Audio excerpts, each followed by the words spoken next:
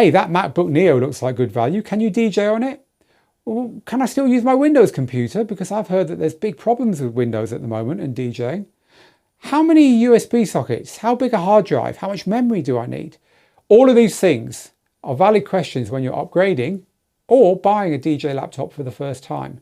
So in this video, I'm going to talk you very briefly through the best specifications and the minimum specifications for a DJ laptop. And also we're going to talk through the things other people don't talk about, like build quality and screen and keyboard and USB sockets.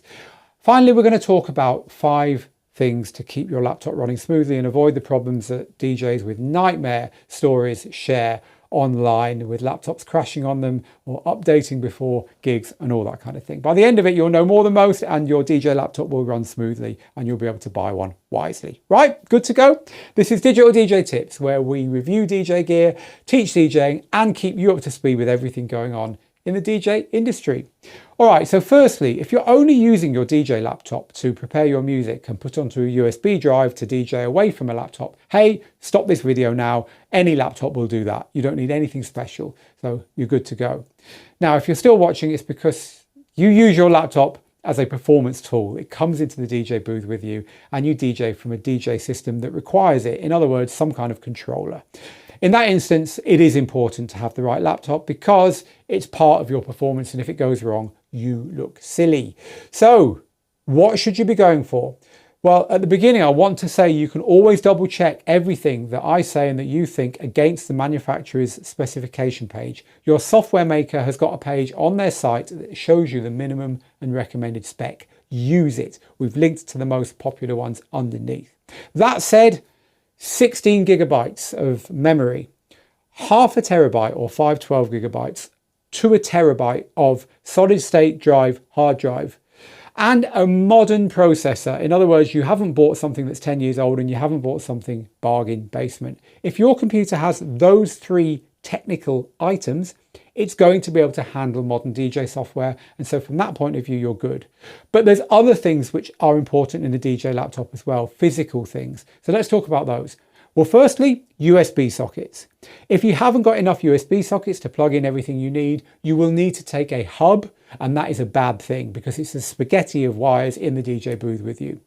You really do want to make sure you've got enough sockets to plug in your power, your controller, an external hard drive if you're using one as an absolute minimum. And then if you're going to be using a more complicated system, plugging in other stuff that needs to talk to the software directly, then make sure you've got enough for those as well.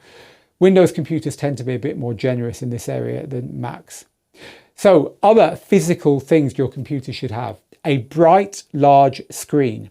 The larger the screen, the better, especially if your eyes are not what they used to be, because that means that if it really gets to the point where you're struggling with very complicated DJ software that can have very busy screens, you can actually knock the resolution down 1 by going into your screen or display settings and knocking it down so that everything looks bigger, as if it's been put behind a magnifying glass.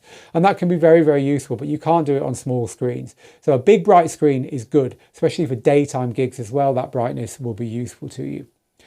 A backlit keyboard for the same reason. A backlit keyboard makes it much easier to use your computer in the dark. But just generally, a good build quality, because it's used in a pretty extreme environment, the DJ booth, the gig, right? It's not used in an office. It could get very hot and sweaty. It could suddenly get cold, thrown into the back of your car.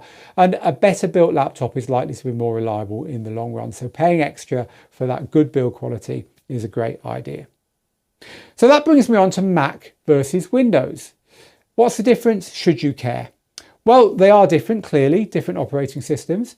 But the most important thing is, what are you most comfortable with? If you're used to using Mac, stick with Mac. If you're used to using Windows, stick with Windows. Here at Digital DJ Tips, our community, our students are divided right down the middle. We are literally 50-50 Mac users and Windows users. They have their pros and cons. Macs tend to be built to a decent standard and they are easier to use for beginners. But Macs, every single time the operating system is updated, most of the audio manufacturers, software manufacturers say, do not upgrade until we tell you, because we're having to rewrite things to work with a new OS. That doesn't happen on Windows. That said, Windows computers are currently suffering problems with Midi, that are something that's new, that hasn't happened before, which is putting Windows users into a quandary. Neither is perfect. Stick with what you know. As long as you follow the advice I've given you so far, whichever way you've gone and bought something that ticks all those boxes, you're going to be good. As long as you also follow the 5 things I'm about to tell you. And believe me, every single student here at the school that tells us they've got a problem with their computer, we can track it, I'd say most times, 98% of the time, we can track it down to one of these 5 things. And they're so simple. So do these 5 things when you're DJing and all your problems will dissolve. I can't promise more than that. After we've gone through those 5, I'll give you our 4 recommendations covering both Mac and Windows. In fact, there's probably 5 recommendations as well. Let's move on then to the 5 things that every DJ should do to have a smooth experience. Number 1, flight mode, or in other words, disable Bluetooth and Wi-Fi. If you have that disabled, your computer will not attempt to update things, attempt to connect to the cloud, download big files, decide it's time to get your photos synced across every single platform you've got, etc., etc. If you're in flight mode, your computer is only talking to the things you've plugged into it and the DJ software you've got running. So that's the first biggest tip. The second tip then is only run that DJ software. Don't have everything else going. It can be easy to have by mistake all your stuff open at once. And look, if you've got production software, if you've got your office suite, if you've got your photo editing software, your video stuff all running in the background, it's going to impact your DJ software. So look, a reboot is the best way to control that. Just reboot and make sure only your DJ software is running. While you're there, check the startup items or the login items, the stuff that is automatically booted at launch. And make sure there's nothing in there that is not to do with your DJ software. A nice tip is to have a profile or a user set just for your DJing. So when you boot up your computer, you can go to that profile and that profile doesn't load these things in the background and so on. It just saves you having to make sure they're not loading every time. So the next thing is to make sure that you continually check your hard drive to make sure there's at least 15 or 20% of its space empty. Once your hard drive starts to get fuller than that, it starts to impact performance because DJ software uses the hard drive to put things on and take them off to cache them and so on as you're DJing. And so it's always a good idea to have that 15 to 20% of the space. And this often happens because you're downloading big videos or working on big video files, or maybe you're working on music production and your hard drive slowly gets full and you don't realize it until a DJ gig where things get glitchy. So do take time to check that. And finally, and this is the big one, never allow auto updates on your software and update your software very conservatively. And what I mean by that is auto updates can be an absolute killer because the software can install things that break your DJ software. The OS can install things that you didn't want installing until you were sure it was safe, like I was talking about earlier. But also, if it decides to update your computer 10 minutes before a gig because you booted up, forgot to turn the Wi-Fi off, and it suddenly decides, hey, this is a good time. Look, if that's going to take an hour, you just put your computer out of action for an hour. Auto updates off and only update them when you're sure it's safe. Let other users be the guinea pigs. Be the last person to update. Which brings us on to our recommendations. So simple, 3 Macs, 2 Windows computers. Should you get the new MacBook Neo? It's great value for money. It's good build quality. It's got a nice screen. The downsides to it, 8 gigabytes of memory, although it does run DJ software all right. It's kind of the exception that proves the rule on that one. But buyer beware on that. I'm not here to tell you that you should go beneath what the specifications say on the software pages.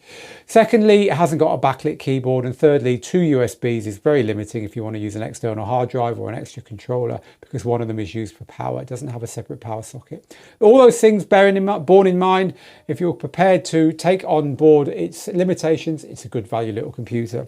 However, with Mac, most of the time, and this is the one we use, I recommend the MacBook Air. It's a lovely sweet spot if you're just DJing. You can get it with the specifications we've talked about and it's good value. If you want to produce as well, then a MacBook Pro is the better choice because production takes a lot of grunt and the MacBook Air will start to struggle. Also, if you edit your own videos and stuff. So really for DJing, the MacBook Air is a nice sweet spot. When it comes to Windows computers, this is information from our network because I am not a Windows user, at least I'm not for DJing. The Lenovo IdeaPads are a great choice for build quality and for all the stuff we've talked about, as long as you get one with the specification that we've talked about. Also, the Acer Swift X14. The X is important. That's a more powerful computer, and so the Lenovo if you just want to DJ, the Acer if you want to produce as well. And that is it. What I'd like you to do is tell me your choice of computer and why, and also ask questions underneath if you're thinking of upgrading your computer or there's a specific model software combination that you think you're going to have a problem with. Again, we're here to help, and underneath is to add specifics to the bare bones I've given you in this 10-minute video. But for most people, I've just given you everything you'll ever need to know about choosing and using a DJ laptop in 2026. Thanks for watching. If you want to know more about DJ gear, not only laptops but software, controllers, all-in-one units, standalones and so on, that's number one of the 5 big areas that we teach of DJing here at Digital DJ Tips. Now, we talk about them all in our book, and I'd like you to have a free copy of this. The 5 areas of DJing are actually on page 4 of our book. They are gear, music, mixing, performing and success, and they're all covered in great detail in this. You can get a copy of this by going to this QR code. Just scan that or type in that URL, come to our site, join. It's free, and I'll send you a PDF of this book as a thank you for becoming our latest free member. We love new DJs joining our crew here at Digital DJ Tips, and we'd love you to be one of them. And this is our thank you. Right, so from me, Phil, here in the studio, for now, get good, get out there, make the moments. We'll see you again very soon. Bye-bye for now.